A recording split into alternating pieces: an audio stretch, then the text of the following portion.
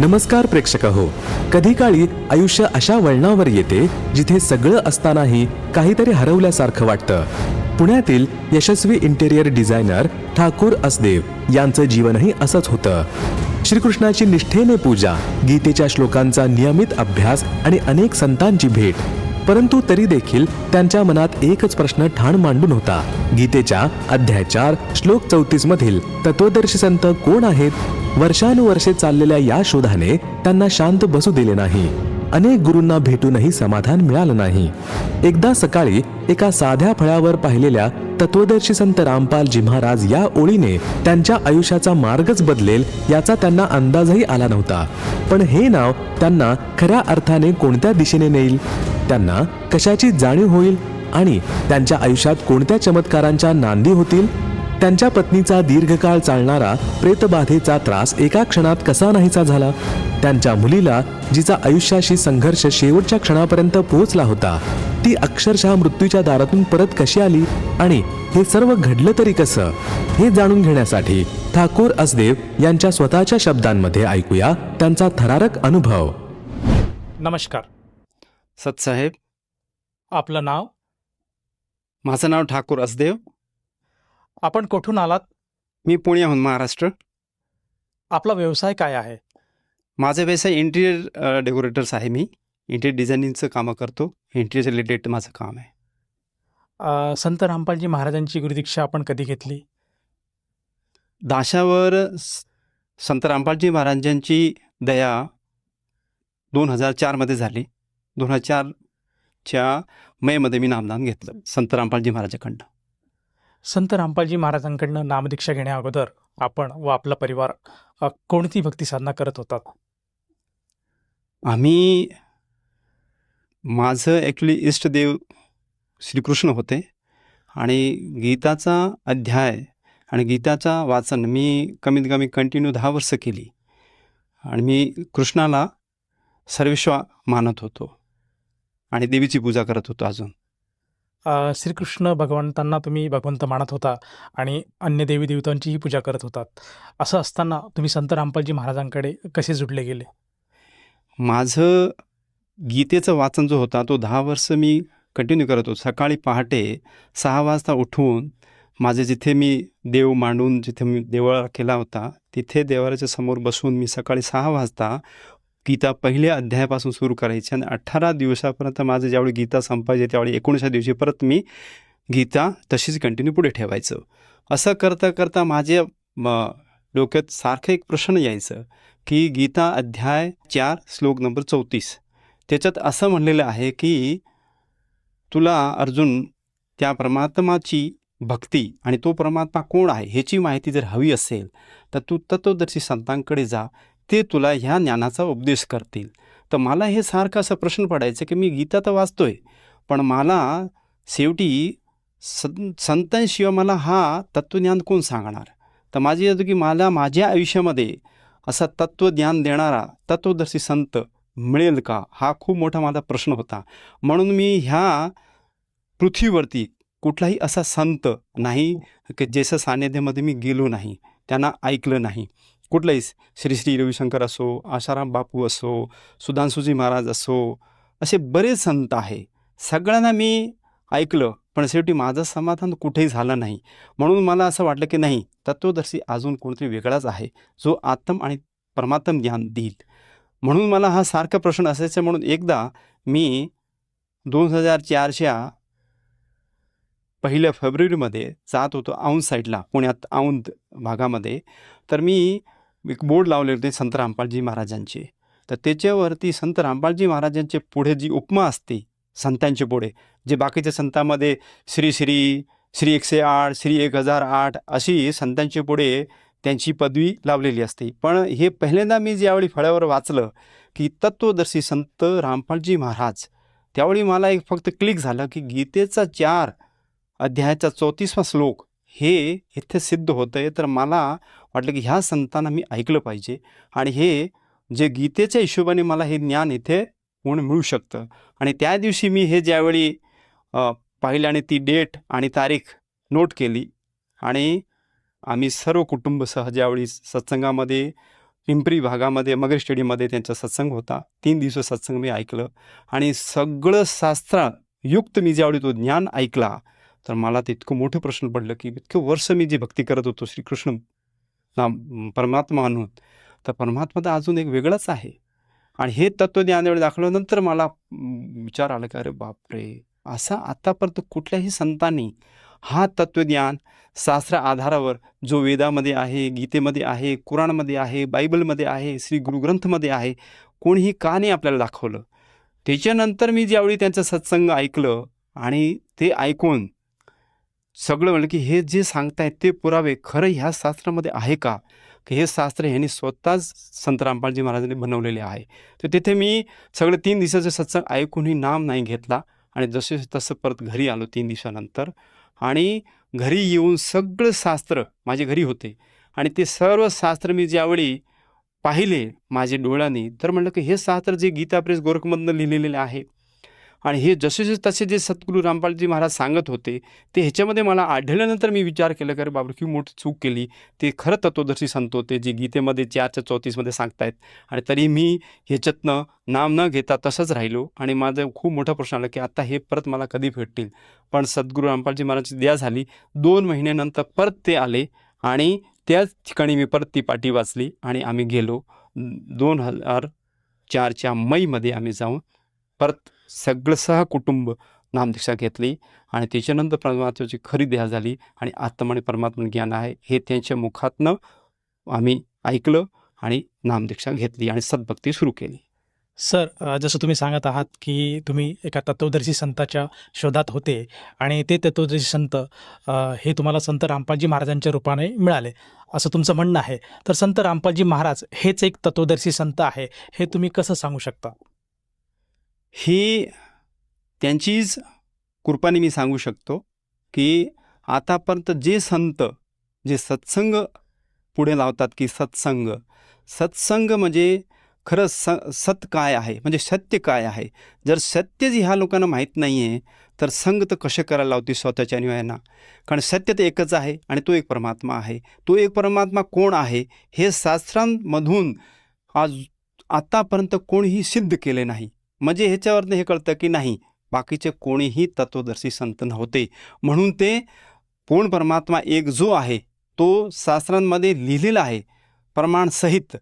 सर्व शास्त्रांमध्ये म्हणजे वेदमध्ये लिहिलेलं आहे, गीतेमध्ये लिहिलेलं आहे आणि कुराणमध्ये लिहिलेलं आहे, बायबलमध्ये लिहिलेलं आहे, गुरुग्रंथमध्ये लिहिलेलं आहे. मग हे शास्त्र इथेच होते आणि हे संत पण इथेच होते. मग हे जे शास्त्रामध्ये जे लिहिलेलं त्या परमात्माच्या नावासकट लिहिलेलं असतानाही बाकीच्या संतांनी आतापर्यंत आपल्याला का नाही दाखवलं. इथून हे सिद्ध होतं की फक्त एकमेव संत तत्वदर्शी संत रामपालजी महाराजच आहे ज्यांनी हे सगळं सर्व शास्त्रांचा सार आपल्यासमोर दाखवलं आणि तो सिद्ध केला प्रमाणासहित की तो एक परमात्मा पूर्ण परमात्मा जे सर्व शास्त्रामध्ये विद्यमान आहे प्रमाणासहित आहे तो पूर्ण परमात्मा कबीर साहेब आहे.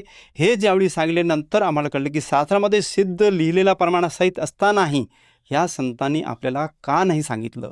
ह्याचा अर्थ हे होतं की हे सगळे अज्ञानी आहेत. ह्यांना खरा ज्ञान काय आहे तत्वज्ञान काय आहे जे गीतेचे अध्याय 4:34 सांगितलेलं आहे की तत्वदर्शी संतांशिवाय हा तत्वज्ञान कोणीही सांगू शकत नाही. आणि इथून हे सिद्ध होतं की हा तत्वज्ञान तो परमात्माचा आत्म आणि परमात्म ज्ञान संत रामपालजी महाराजांनी दिला.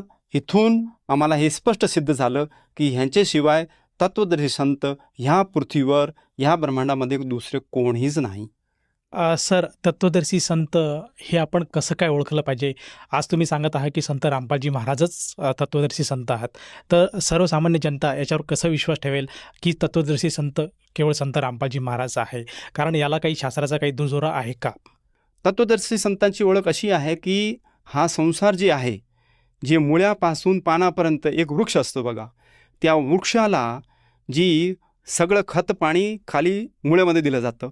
पण त्या मुळ्यामध्ये खत पाणी दिल्यानंतर त्या वरच्या अख्ख्या खालच्या खोडपासून त्याला सगळी खुराक मिळते आणि वरच्या फांदीपासून त्या पानापर्यंत जाते आणि त्या पानाला फुलं लागून त्याला फळं लागतात आणि मग ते फळं आपण खातो.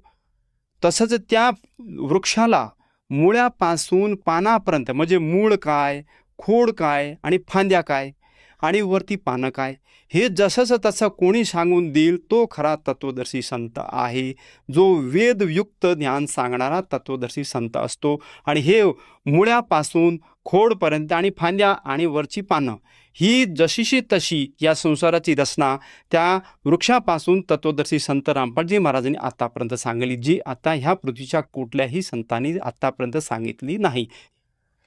सर, जसं तुम्ही सांगत आहात की तत्वदर्शी संत रामपालजी महाराज आहे आणि त्यांच्याकडनं तुम्ही अनुग्रह घेतला, त्यांच्याकडनं तुम्ही भक्ती घेतली, भक्ती साधना तुम्ही करत आहात. तर या भक्ती साधण्यापोटी आपल्याला व आपल्या परिवाराला काही लाभ प्राप्त झालेत का? खूप लाभ झालेत, खूप झाले. पण मी मोजके जे मेन जे मला परमात्माने दया केली लाभ दिलेत ते आपल्याला सांगू इच्छिक आहे. पहिली गोष्ट, सद्गुरू संत रामपालजी महाराजांनी जे तत्वदर्शी संत आहे त्यांनी तत्वज्ञान आणि तत्वज्ञानामध्ये सर्व काही आहे, म्हणजे आत्म आणि परमात्म ज्ञान.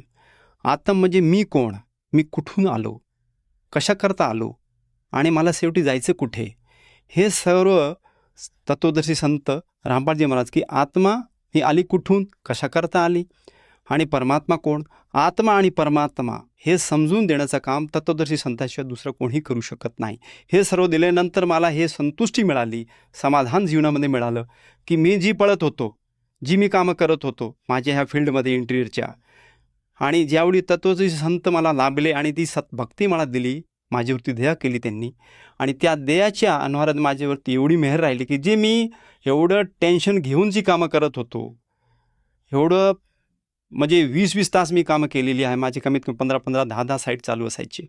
पण ज्यावेळी तत्वदर्शी संत सद्गुरू रामपालजी महाराजांनी माझ्यावर दया केल्यानंतर तोच काम माझा खूप खूप सरळ झाला. म्हणजे डोक्याचा खूप मोठा गठोडा जो एक ताण असायचे दिवसभरात, तो अख्खा नाहीसा झाला. हा खूप मोठा लाभ. म्हणजे आत्म आणि परमात्म ह्या दोन ज्यावेळी ज्ञान आपल्याला मिळाले तोपर्यंत माणूस कितीही बोलू द्या तो समाधानी राहू शकतच नाही.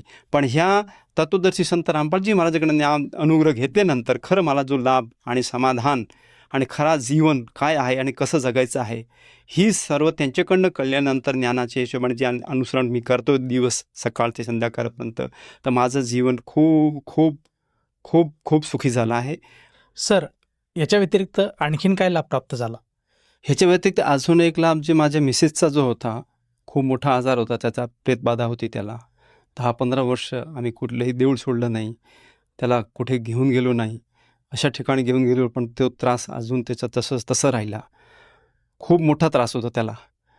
त्याच्यामुळे ज्यावेळी आम्ही संत रामपालजी महाराजांची जी दीक्षा घेतली, अनुग्रह घेतलं, त्याच्यानंतर नाम घेताच ते जो एवढा मोठा त्याचा आजार होता, तो आजार त्या सद्भक्तीमुळे त्याच दिवशी, ज्या दिवशी सद्गुरू रामपालजी महाराजांनी दया केली, आशीर्वाद दिला अनुग्रह देताना, आणि त्या क्षणी त्याचा नाहीसा झाला आणि तो खूप मोठा चमत्कार झाला आमच्या घरी. म्हणजे 10-15 वर्षापासून त्याला जो त्रास होता तो एक क्षणामध्ये नाहीसा झाला. तो खूप मोठा सुख दिला त्याला संत रामपालजी महाराजांनी. जसं की तुम्ही सांगत आहात की संत रामपालजी महाराजांच्या केवळ नामदानाने किंवा जी सद्भक्ती तुम्ही घेतली त्या सद्भक्तींनी तुमच्या मिसेसला जो भूतप्रेताची जी बाधा झाली होती ती बाधा पूर्णपणे बरी झाली. तर ती बाधा त्या ज्या आहे आता त्यासाठी आणखीन काही तुम्ही औषध वगैरे गोळ्या औषधं घेत आहेत का? नाही, काहीच नाही. त्याला आज बरोबर 2004 पासून आत्तापर्यंत 16 वर्ष झाली आहे, काहीच नाही. कुठल्याही प्रकारची गोळी वगैरे न घेता ते सुखरूप आहे. आणखीन काही लाभ प्राप्त झालेत का? अजून एक लाभ माझी मुलीचा झाला आहे खूप मोठा. अजून परमात्माने खूप मोठी दिली, म्हणजे त्याला जीवनच वाचवलं परमात्माने. माझी छोटी मुलगी 3 वर्षाची असतानाही सद्गुरू रामपालजी महाराजांनी दया केली होती अनुग्रहाची, आणि 2006 साली त्याला खूप मोठा आजार म्हणजे जॉन्डिस आपण ज्याला म्हणतो, हेपेटायटिस, शेवटच्या स्टेजला गेली, आणि ती खूप मोठा आजार, म्हणजे ते अक्षरशः त्याच दिवशी हे कळलं आम्हाला. आणि तो तितका आजार त्याचा बघून, त्याला त्रास बघून ज्यावेळी मी डॉक्टरकडे घेऊन गेलो आणि ॲडमिट त्याला केली, पण तो संध्याकाळपर्यंत तो आजार जसा तसा तो त्याचा आजार वाढतच गेला. म्हणजे ती रडायला लागली, कारण त्याचे लिव्हर ह्याच्यामुळे डॅमेज झाले होते आणि जॉन्डिसमुळे अख्खं त्याचं शरीर पिवळा झाला होता. आणि 7 वाजेपर्यंत म्हणजे सकाळी त्याला पहाटे ॲडमिट केली आणि संध्याकाळीपर्यंत जे ॲडमिट केल्यानंतर जे सगळं त्याच्या तपासण्या MRI CT स्कॅन जेवढे तपासण्या होते सगळं केल्यानंतर कळलं की बाबा त्याचा जॉन्डिस जो आहे तो शेवटच्या स्टेजवर आहे आणि डॉक्टर म्हटलं की आम्ही आता ह्या क्षणी काहीच करू शकत नाही. त्याला तुमच्यासमोर मी बोलीन, माझी जी मुलगी आहे. सर, तुम्ही सांगत आहात की तुमच्या मुलीला जॉन्डिसचा त्रास होता, तर त्या जॉन्डिसच्या त्रासासाठी तुम्ही काही दवाखाना केला होता का? आणि कुठल्या दवाखान्यात आणि कुठल्या डॉक्टरांकडून तुम्ही ट्रीटमेंट घेतली होती? माझे एक मित्रच होते, संचेती डॉक्टर म्हणून आहे, मार्केट यार्डला त्यांचा हॉस्पिटल आहे. तिथे मी सकाळी घेऊन गेलो आणि संध्याकाळीपर्यंत त्यांच्याकडे काही सुधारणा न पाहता मी म्हटलं की तुम्हाला जर लहान मुलांची इथे जर एवढी सोय नसेल तर मी ह्याला कसंही करून दुसऱ्या हॉस्पिटलमध्ये त्याला शिफ्ट करतो. त्यामुळे माझ्याकडनं मी सर्व प्रयत्न केले, पण त्याचा आजार मीही समजू शकत नाही, कारण का जॉन्डिस लास्ट स्टेजला आहे आणि माझ्याकडनं जे करू शकतो मी सगळं केलं. त्याच्यानंतर मी डेक्कनला सह्याद्री स्पेशल हॉस्पिटल आहे, त्याच्यामध्ये त्याला संध्याकाळी 5 वाजता तिकडनं ॲम्ब्युलन्समध्ये घेऊन त्या हॉस्पिटलमध्ये आलो आणि तिकडे आल्यानंतर 5:30-6ला आम्ही तिथे हॉस्पिटल पोहोचलो आणि त्याला 6 वाजता ICUमध्ये गेलं आणि मी खालती काउंटरवरती सर्व त्यांच्या फॉर्मॅलिटीज आहेत ते फॉर्म वगैरे भरणं वगैरे चालू होतं माझं आणि त्याला ICUमध्ये घेऊन गेले. त्या ICUमध्ये ज्यावेळी मी फॉर्मॅलिटी अर्धा तासाने वर आलो, साधारण 7:00 दरम्यान मी वर आलो, तर मी पाहतोय की त्याचा जो मॉनिटर असतो, जे त्याचं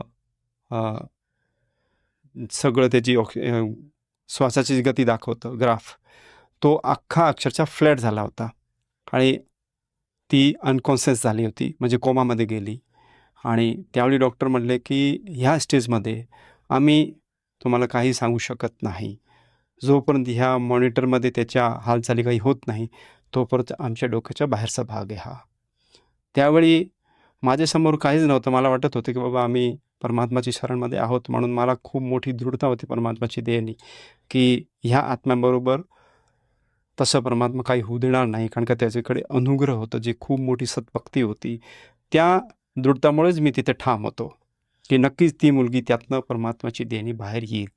हा मला खूप मोठा माझ्या संत रामपालजी महाराजांवरती विश्वास होता.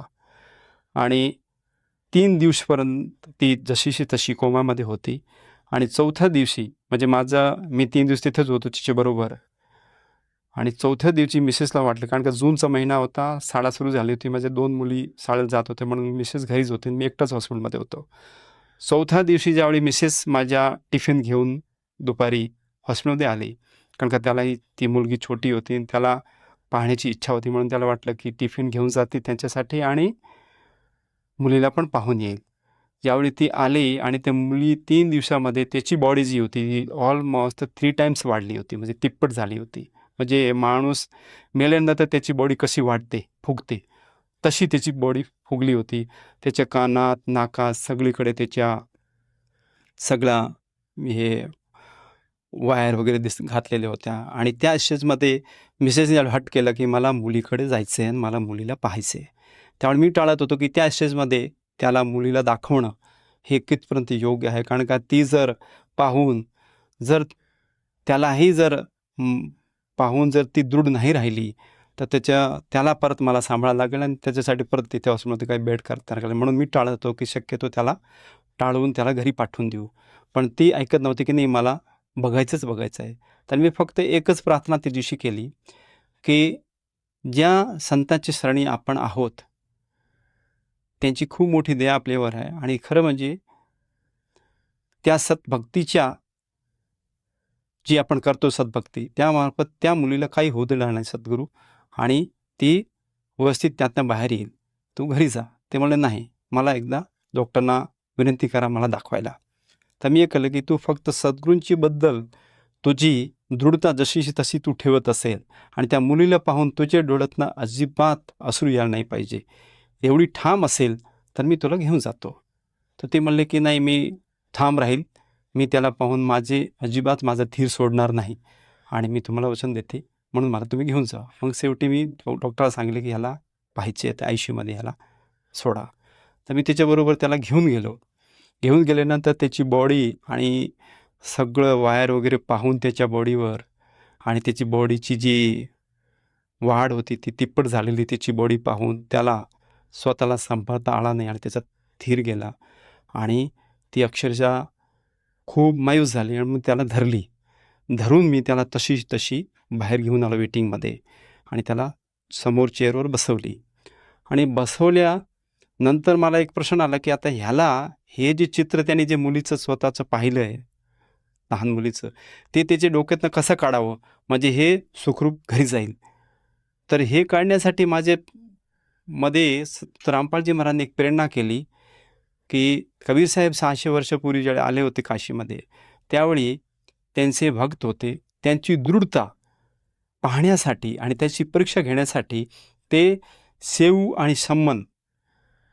त्यांचा मुलगा होता आणि संबंध त्यांचे वडील होते, त्यांच्या घरी 2 त्यांची शिष्य आणि स्वतः हे 3 जण संध्याकाळी त्यांच्या घरी येतात आणि त्या 2 शिष्यांना म्हणजे शेख फरीद आणि वाजिदजी होते, त्यांना हे सांगण्यासाठी की बाबा माझे शिष्य माझी भक्तीबद्दल आणि माझ्याबद्दल केवढी दृढ आहे, त्यांची दृढता त्या दोन्ही शिष्यांना दाखवण्यासाठी ते संबंधच्या घरी आले होते. आणि ज्यावेळी तिथे त्यांनी संध्याकाळी तो प्रसंग त्या दिवशी कबीर साहेबांनी दाखवला, तो प्रसंग मी मिसेसला सांगत होतो की त्या प्रसंग पाहून कमीत कमी ही स्वतःला सावरेल म्हणून मी तो प्रसंग सांगायला लागलो. प्रसंग असा असतो की कबीर साहेब संध्याकाळी येतात आणि त्यांना भोजन प्रसादसाठी विनंती करतात समान, आणि त्यांच्या घरात अक्षरशः प्रसादासाठी काही नसतं घरात, एवढे ते गरीब असतात. पण सद्गुरूंबद्दल त्यांची दृढता खूप असते आत्म्यापासून. मग त्यावेळी कबीर साहेब म्हणतात की आत्ता प्रसादाची गरज नाही आहे, आपण सकाळी बघू.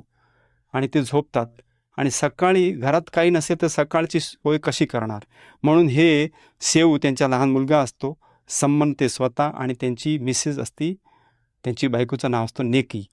हे 3 जण विचार करतात की बाबा सकाळचं त्यांची प्रसादाची सोय कशी करायची, घरात तर काही नाही आहे. मग त्यांनी विचार आला की कमीत कमी जे दुकान आहे आपल्या गावात तिकडे जाऊन आपण कमीत कमी त्या प्रसादापुरतं पीठ तरी घेऊन येऊ चोरी करून, म्हणजे आपल्या गावाचाही मान राहील आणि संत आपल्या गावातना उपासी जाणार नाही. म्हणून तो गावाच्या हितासाठी त्यांनी, खरं त्याला चोरी नाही म्हणतात, खूप मोठं पुण्य होतं त्या गावाचा, म्हणून ते जाऊन तिकडनं 1 किलो पीठ घेऊन येतात. आणि ते पीठ घेऊन येताना तो जो मुलगा असतो तो म्हणतो की मला ह्या दुकानाच्या खिडकी छोटी असते त्यातनं मला आत सोडा, आणि तो खिडकीतनं आत ज्यावेळी प्रवेश करतो आणि त्या पिशवीमध्ये 1 किलो पीठ हाताने त्या डब्यातनं देऊन पिशवी ज्यावेळी खिडकीतनं सम्मन त्यांच्या वडिलांना देतो, त्यावेळी तो डब्बा वाजतो आणि सेठ आत झोपलेला असतो, तो उठतो. उठल्यानंतर त्याचा पाय पकडतो, म्हणजे सेव जो असतो मुलगा लहान तो तिथेच राहतो आणि सेव सांगतो की तुम्ही हे जे पीठ आहे ते घरी घेऊन जावा, आईला सांगा की त्यांच्यासाठी प्रसाद बनला सकाळचा आणि मला तर सेठान धरलं तर म्हणून मी येऊ शकणार नाही आणि तुम्ही इथनं जा. म्हणून तो पीठ घरी घेऊन येतो. त्यावेळी नेकी त्यांची सेवची जी आई आहे ती विचारते की बाबा आपला मुलगा सेव कुठे, तर म्हणलं की सेवल्या दुकानदाराने धरलं आहे, तो येऊ शकला नाही.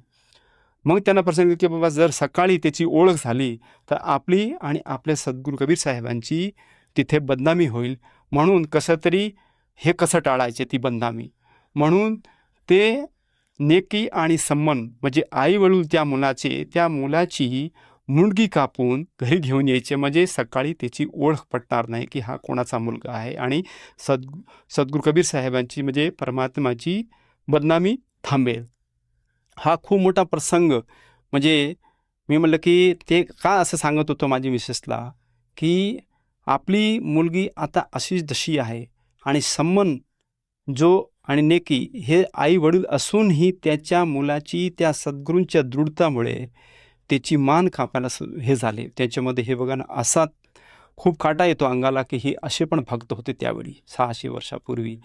आणि ज्यावेळी ही माझ्याकडे पण एक परीक्षाची घडी समजून मी त्या मिसेसला हे सगळं प्रसंग सांगत होतो. आणि ज्यावेळी त्याचा कारण हा प्रसंग खूप मोठा आहे, मी एक शॉर्ट त्याला करून आपल्याला सांगतो की ज्यावेळी तो संबंध जाऊन त्याचे आणि मुलामध्ये म्हणजे सेवमध्ये पण हेच असतं की बाबा माझे वडील आले आणि माझा जर मुंडका कापून घेऊन गेले तर आमची ओळख होणार नाही, सद्गुरूची बदनामी थांबेल. सगळ्या अख्ख्या तिघी आत्म्यामध्ये सद्गुरूंबद्दल एवढी दृढता होती. तर हे ज्यावेळी तो त्याचा मुंडका कापून घरी घेऊन येतं आणि दुसऱ्या सकाळी पहाटे ज्यावेळी शेड बघतोय तर तिथे फक्त धड पडला आहे आणि त्याचा मुंडका नाही आहे. त्यावेळी ती नेकी म्हणते की बाबा त्यांनी धड कुठेतरी जंगलात टाकला असेल, म्हणून तुम्ही त्याच्या मागे मागे सकाळी जाऊन तो धड घरी घेऊन या. म्हणजे पहाटे त्या शेड जिथे जातात बाहेर टाकायला, तिथून जाऊन तो संमन तो धड पण घरी आणून त्या मुंडक्याच्या शेजारी एका पिशवीत ठेवून देतात कोपऱ्यात. सकाळी ज्यावेळी त्या प्रसादामध्ये ते 3 भोग करतात, त्या प्रसादाचे 3 वाट्यामध्ये देतात कबीर साहेबांना, 2 भक्त आणि कबीर साहेब. त्यावेळी कबीर साहेब म्हणतात की आपण 6 जणे आहोत, तुम्ही 3 आणि आम्ही 3, 6 जण म्हणजे ह्या 3 मधनं 6 हिस्से करा आणि आपण 6 जण हा प्रसाद खाऊया.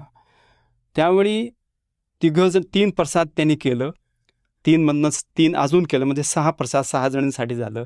आणि पण खाणार ते 5च होत, कारण की सेव त्यात नव्हताच. त्यावेळी कबीर साहेब म्हणतात की त्यालाही बोलवा, आपण 6 जणी एकत्र बसून हा प्रसाद खाणार आहोत.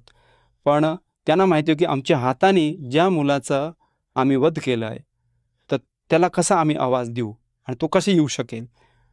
पण हे पण नाही की कबीर साहेब म्हणतात त्याला बोलवायसाठी, तर ते पण आणि त्यांच्या डोळ्यातनं अक्षरशः की आमच्याबरोबर हा घटना घडली असूनही त्यांच्या डोळ्यात पाणी नव्हतं. हे मी माझे मिसेसला परमात्म्याची दयेने सांगत होतो की बाबा आपल्यालाही ह्या सद्गुरूबद्दल एवढं ठाम राहायला पाहिजे. ही पण आपल्या घरात एक प्रसंग आहे, ही घडी आहे परीक्षाची. त्यावेळी ज्यावेळी हे संमन आणि नेकी म्हणजे आई वडील आवाज न देतात, ते थांबतो की का नाही तुम्ही आवाज देतात, मी देऊ का आवाज. तर म्हणलं नाही तो गावात खेळायला गेला आहे मुलांबरोबर, तो येईल त्यावेळी प्रसाद घेईल, आता आपण घेऊया. तर म्हणलं नाही एकत्र घेऊया. मग ते आवाज न देता कबीर साहेब म्हणतात की सेव बेटा ये जेवायला. त्यावेळी तो सेव ज्याची मान आणि त्याची जी मुंडकी असते ते कापलेली एकत्र होते आणि एक क्षणामध्ये तो शेव तिकडनं पळवून येऊन त्याच्या शेजारी बसतो. जसा शेव त्यांच्या शेजारी कसा बसतो की त्यांनी हाताने त्यांचा वध केला, मुंडी कापली त्याची, आणि ती मुंडी जशीच त्याची तो शेव शेजारी येऊन तो प्रसाद खायला बसतो. हा प्रसंग मी ज्यावेळी माझे मिसेसला सांगत होतो, तो प्रसंग जसा शेव धड आणि मुंडकी एकत्र होऊन तिथे शेजारी जेवायला बसला, तेवढ्यातच हे माझं प्रसंग पूर्ण व्हायच्या आधीच तिकडनं ICUमधनं डॉक्टर पळत आला आणि मला सांगतो की ठाकूर साहेब तुमची मुलगी तुम्हाला बोलवते. हा खूप मोठा प्रसंग या संत रामपालजी महाराजांनी माझ्या घरात घडवलं की हे खरं म्हणजे ज्यावेळी तो प्रसंग आठवतो त्यावेळी आमच्या डोळ्यात अश्रू येतं की माझी मुलगी खरं अक्षरशः ती जिवंत नव्हती. ती आपण म्हणतो की ती ज्यावेळी मंदिरमध्ये फ्लॅट दिसते त्याची ओळ, आणि ती अक्षरशः हालायला लागली आणि ती मुलगी एक क्षणामध्ये त्यातला होश येतं आणि ती म्हणते की माझे वडीलना बोलवा. त्यावेळी डॉक्टर म्हणतोय की हा चमत्कार मी माझ्या आयुष्यामध्ये पहिल्यांदा पाहिला की कोमामध्ये असलेली मुलगी ती एकदम त्याला म्हणजे एक साधारण माणूस कसा, साधारण बाळ कसा बोलतोय तशी ती बोलते. होऊ शकतच नाही, कारण की हे सगळ्यांना माहिती आहे की कोमामध्ये माणूस गेल्यानंतर हे प्रसंग खूप पुढच्या त्याच्या जर ती जागा जरी झाली तरी त्याचं विकट असतात, ती जशीची तशी त्याचं जीवन कधीही नसतं. पण ह्या सद्गुरूंच्या सद्भक्तीमध्ये इतकी पावर आहे, हे आमच्या डोळ्यासमोर सद्गुरूंनी उदाहरण रूपात ही मुलगी आमच्या समोर आहे की जसं सेवला जीवनदान दिलं तसंच ह्या दाशाच्या घरी माझ्या मुलीला त्यावेळी ती 5.5-6 वर्षाची असताना सद्गुरूंनी दया केली आणि त्याला एक जीवनदान केलं. त्याचं जीवन तेवढंच होता, पण ह्या सद्गुरूंनी त्या भक्तीच्या मार्फत त्याला जीवनदान केलं. हे सद्गुरू हे आहेत की अक्षरशः म्हणून वेदामध्ये पण आहे की परमात्मा मेलेल्याला जिवंत करतो. परमात्माचा डिक्शनरीमध्ये इम्पॉसिबल वर्ड नाही आहे. हे इथून सिद्ध होतं की संत रामपालजी महाराजांची सद्भक्तीमध्ये ही सद्भक्ती शास्त्रोक्त असल्यामुळे खरंच मेलेला माणूस जिवंत होऊ शकतं. हे माझ्या घरात हा उदाहरण खूप मोठा आहे. इथून आपल्याला कळलं पाहिजे, सगळ्यांना कळलं पाहिजे की खरंच हे संत तत्वदर्शी आहे, जे शास्त्रोक्त भक्ती देतात आणि सर्व शास्त्रांच्या आधारावर भक्ती देतात. आणि ह्या भक्तीने कुठल्याही प्रकाराचे विकार म्हणजे मृत्यूपासूनही जीव वाचवतायत, ह्याच्या पुढे अजून दुसरा कुठला आजार नाहीच आहे. सर, जसं तुम्ही सांगत आहात की संत रामपालजी महाराजांकडनं नामदीक्षा घेतल्यानंतर आपली जी मुलगी 3.5 वर्षाच्या आयुमध्ये जवळजवळ म्हणजे आपल्यामध्ये राहिलीच नसती, अशा अवस्थेतसुद्धा ती आज परमात्माच्या कृपेने, संत रामपालजी महाराजांच्या कृपेने जीवित आहे आणि तुमच्याबरोबर ती आहे का? आणि आहे तर आता ती कशा परिस्थितीत आहे? ती आपण स्वतःच्या नजरेने पाहू शकता त्याला. मी बोलतो, ये बेटा इकडे. काय नाव आहे दीदी आपलं? माझं नाव यशोदा. मी पुण्याहून आली आहे. जसं की आपले वडील सांगत आहात की लहान वयात आपण एका हेपेटायटिस बी जी काही पिवळी कावीळ आहे त्या कावळीने ग्रस्त होतात आणि ICUपर्यंत तुम्ही गेला होतात आणि तशा परिस्थितीत तुम्ही परत आपल्यासमोर दर्शकांसमोर आहात. तर नेमकं काय झालं होतं त्यावेळेस? आम्ही हिसारमधून पुण्यात येत होतो ट्रेनमधनं आणि त्यावेळेला येताना मला एकदमच त्रास व्हायला लागला. माझं पोट दुखायला लागलं आणि लिव्हरमध्ये त्रास व्हायला लागला आणि येतानाच मला एवढा त्रास होता की मी अर्ध्या शुद्धीतच होते. आणि येताना पुण्यात जसं पोचलो तसं बाबा मला हॉस्पिटलमध्ये घेऊन गेले. हॉस्पिटलमध्ये जातानाच मी तिकडेच बेशुद्ध झाले. त्याच्यानंतर मला काही माहीत नाही माझ्याबरोबर काय झालं ते. जसं की तुम्ही सांगत आहात की तुम्ही हॉस्पिटलमध्ये जाण्याच्या अगोदरच बेशुद्ध होतात. तर जेव्हा तुम्ही शुद्धीत आलात तर तुम्ही काय बघितलं आणि कशा प्रकारे तुम्ही शुद्धीत आलात? जसं मी बेशुद्ध झाले त्याच्यानंतर मला काही माहीत नव्हतं की माझ्याबरोबर काय होतं आहे.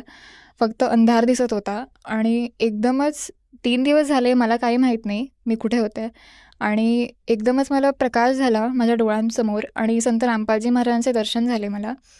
आणि जसे दर्शन झाले तसेच माझे डोळे उघडले आणि मी बघायला लागले की माझे बाबा कुठे आहेत आणि मी त्यांना मग हाक मारायला लागले आणि तिकडनं डॉक्टर होते आणि ते पळत गेले आणि त्यांनी बाबांना बोलवून आणलं. तुम्ही सांगत आहात की संत रामपालजी महाराज हे स्वतः तुम्हाला त्यांनी दर्शन दिलं आणि तुम्ही म्हणजे बेशुद्ध अवस्थेत होतात आणि तिथून तुम्हाला जाग आली आणि तुम्ही तुमच्या वडिलांना पुकार केला. तर त्यानंतर जी तुमची अवस्था होती ती किती दिवसानंतर तुम्ही एक रिकवर झालाय आणि आज तुम्ही स्वस्थ आहात का? तो दिवस आहे आणि आजचा दिवस आहे. मी आज एकही मेडिसिन घेत नाही आहे आणि एकदम हेल्दी आहे मी. म्हणजे काहीच साईड इफेक्ट नाही आहे त्या हेपेटायटिसचा किंवा जॉन्डिसचा. तुम्ही हा जो भक्तिमार्ग आहे हा खूप लहान वयातच तुम्ही घेतला आहात.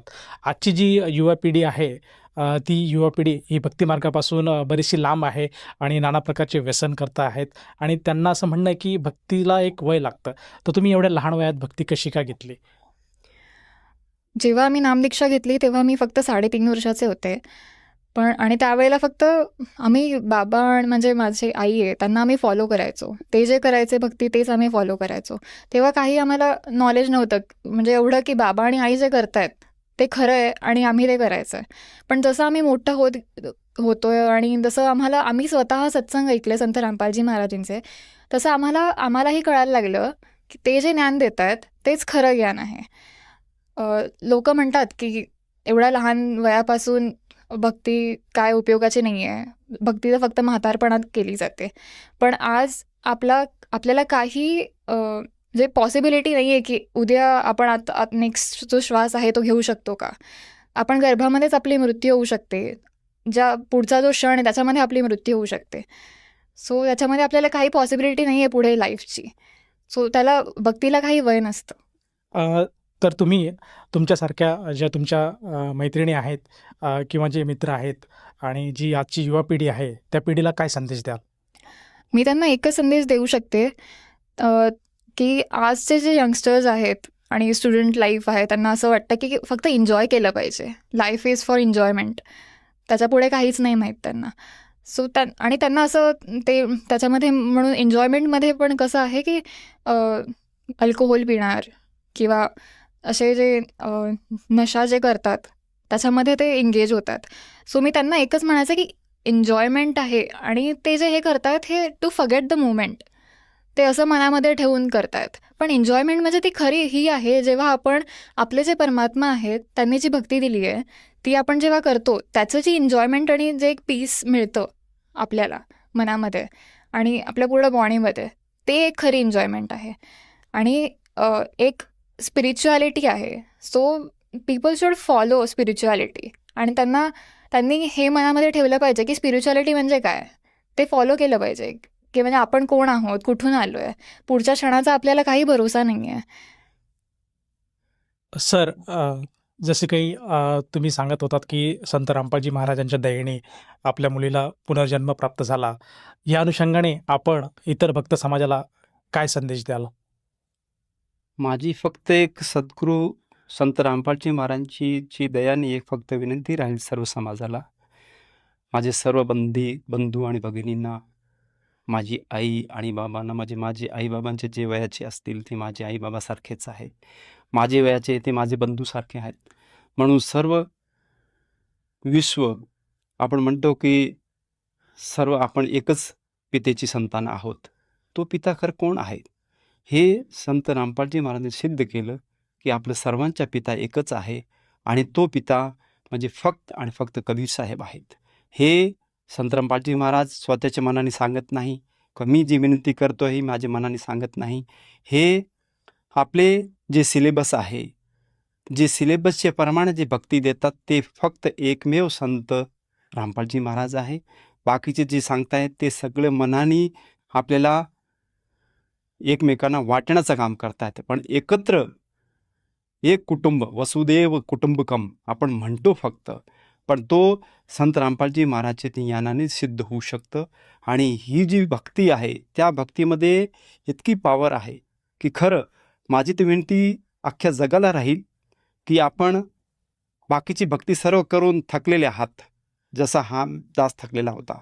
पण ज्यावेळी संत रामपालजी महाराजांची शरण घेतल्यानंतर मला जे माझ्या घरामध्ये जे सुख संत रामपालजी महाराजांनी दिलं आहे ना, ते मी कितीही कौतुक केलं तर ते कमीच आहे.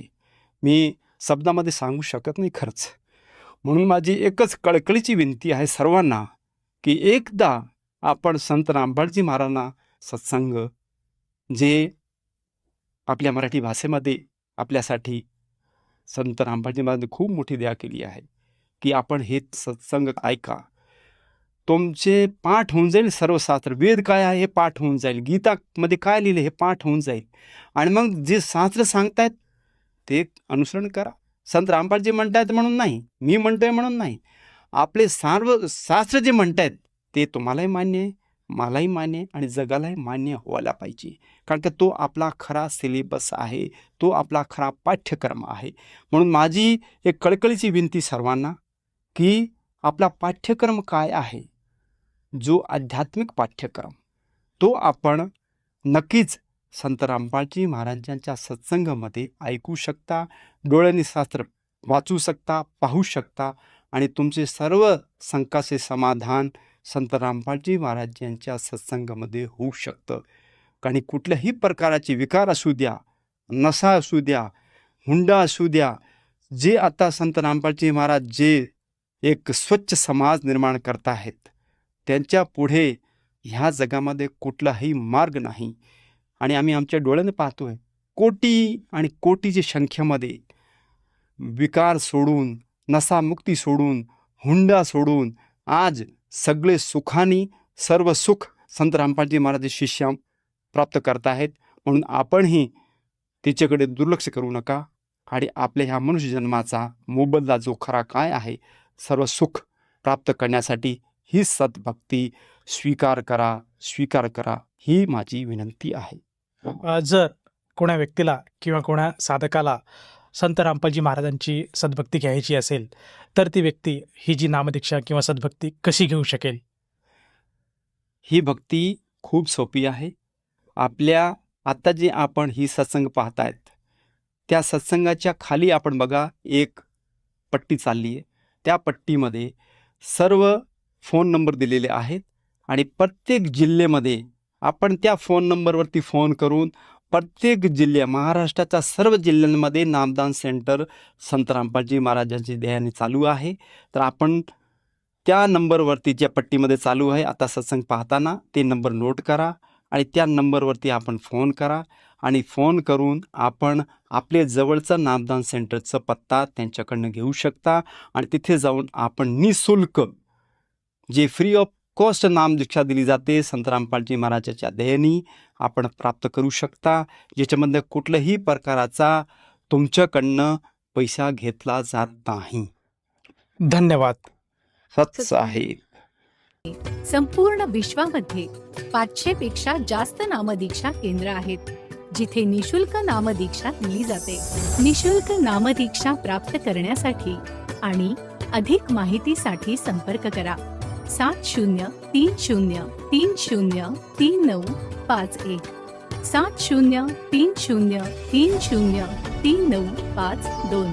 अद्वितीय आध्यात्मिक ज्ञान वाचण्यासाठी, पाहण्यासाठी आणि ऐकण्यासाठी संत रामपालजी महाराज ॲप अवश्य डाउनलोड करा किंवा आमची वेबसाईट www.jagatgururampalji.org वर विजिट करा. आम्हाला सोशल मीडियावर फॉलो करा. सर्व पवित्र धर्मांच्या पवित्र शास्त्रांवर आधारित प्रमाणित अनमोल पुस्तक ज्ञानगंगा किंवा जगण्याचा मार्ग यापैकी कोणतेही एक पुस्तक निशुल्क मागवण्यासाठी आपण आम्हाला आपले पूर्ण नाव, पूर्ण पत्ता, पिनकोड आणि फोन नंबरसह लिहून 7030303951 किंवा 7030303952 या नंबरवर SMS करू शकता किंवा 7030303950 या नंबरवर व्हॉट्सअप देखील करू शकता.